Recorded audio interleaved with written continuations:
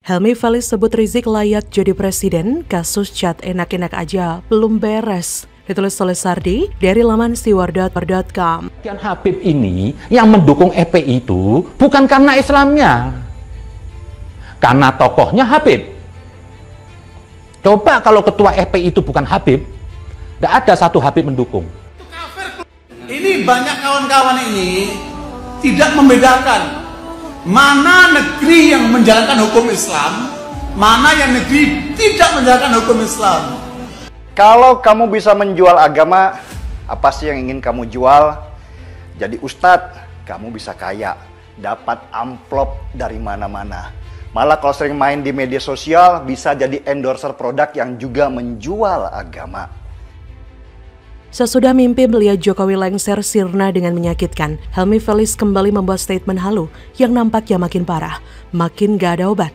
Kali ini melalui akun Twitter, ia bilang Rizik mampu membawa perubahan ketika dipercaya menjadi presiden Indonesia. Dia berkata, sebenarnya yang harus jadi presiden dalam kondisi seperti ini adalah Habib Rizik Syihab, sebab yang kuat dan tidak bisa didikte hanya Habib Rizik di Indonesia saat ini. Suka atau tidak, hanya beliau yang mampu menghancurkan politik kandang babi, kata dia. Hahaha, yakin Rizik tidak bisa didikte? Kena cat enak-enak aja langsung main kabur aja. Itu cat enak-enak artinya dia bisa didikte sehingga kebablasan dan bobrok moralnya. Jangan mimpi Rizik jadi presiden sampai kapanpun, sampai kiamat atau sampai lebaran kuda. Jangan mimpi, Ferguson. Suruh Rizik selesaikan dulu kasus chat enak-enaknya, karena itu adalah bagian dari sejarah hidupnya. Jangan beraninya main kabur aja. Disuruh pulang, ada aja alasannya. Seperti drama gak mutu yang episodenya panjang dan gak jelas. Bongnya aja gak ketulungan. Kalau jadi presiden, negeri ini bakal jadi negeri lawak yang penuh dengan dusta, hoax dan narasi sampah. Ekonomi minus dibilang ekonomi meroket, resesi dibilang ekonomi tumbuh double digit. Kabur aja berani bohong dengan mengaku diundang umroh sebagai tamu istimewa dengan visa tinggal unlimited. Belum lagi pendukungnya yang bakal menyebarkan narasi sesat, mengalahkan propaganda dari negara paling tertutup sekalipun. Kasus chat ini terjadi pada 2016, disidik tapi kemudian di SP3 saat Rizik kabur ke Arab Saudi. Selanjutnya ada yang mengajukan pra-peradilan terhadap SP3 itu dan pengadilan menyatakan SP3 tidak sah. Artinya proses hukum tetap dilanjutkan. Kasus chat enak-enak dibuka lagi, meski hingga kini masih belum ada kabar kelanjutannya.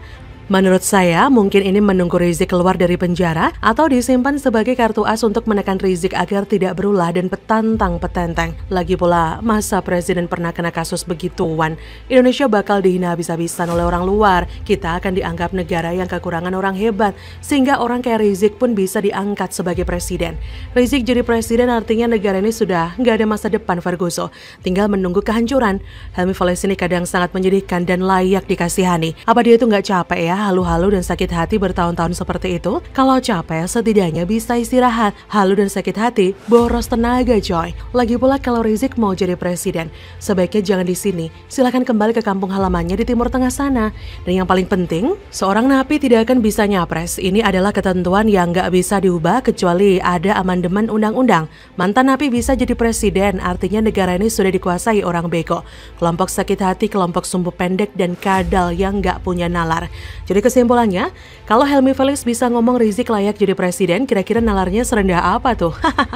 Mungkin ada yang bilang politik Indonesia sangat terpolarisasi menjadi dua kelompok utama. Saya setuju, tapi ini adalah kesempatan bagus untuk membedakan mereka yang logis dengan mereka yang tak waras tapi ngakunya cerdas. Mereka sok pintar, sok bijak, sok suci. Padahal mereka ini tidak ada bedanya dengan badut politik yang membuat banyak orang terkecoh. Mereka juga dapat dikategorikan sebagai kelompok penjual agama yang diam-diam bermimpi menjadikan negara ini berideologi khilafah dan kelompok yang berjuang agar negara ini tetap NKRI secara utuh. Perbedaan antar keduanya sangat kentara. Justru ini adalah kesempatan untuk melihat mereka dengan mata telanjang tanpa perlu bersusah payah. Kelompok sebelah memang sangat kentara konyolnya. Bahkan yang dulunya dianggap cerdas atau yang punya gelar pendidikan mentereng dan segudang bisa jadi konyol dan bego. Mereka bangga membego-begoi publik demi menjadi populer atau akun medsosnya ramai atau supaya video YouTube-nya banyak view. Sehingga pemasukan dari iklan cukup gede. Nggak ada namanya demi rakyat, semua demi perut sendiri. Kalau bisa, sebuncit mungkin. Jadi bagaimana menurut Anda?